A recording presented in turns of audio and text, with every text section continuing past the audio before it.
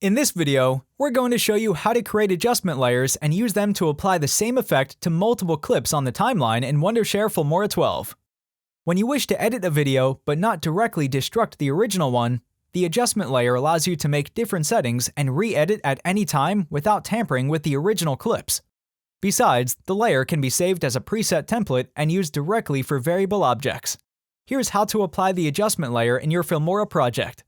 Launch Filmora and drag your needed media to the timeline. Under the Media tab, click on Adjustment Layer from the left sidebar, and then click Preset to create a new adjustment layer. Alternatively, you can click Custom if you want to find a saved adjustment layer as a preset. Now drag the adjustment layer to the timeline and place it above the video clips. You can drag its edges to increase or decrease its duration on the timeline to cover some or all parts of the media. Then, click the adjustment layer to launch the settings. The settings window will appear on the right side of the page. You can adjust the layer from two aspects: layer and color. The layer section contains animation and basic settings such as transform, scale, position, flip and rotate, compositing, blend mode, opacity, and auto enhance. Plus, you can modify the color from aspects of basic, HSL, or curves.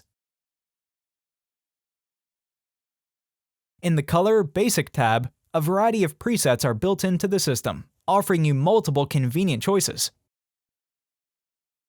You can also add more effects to the adjustment layer.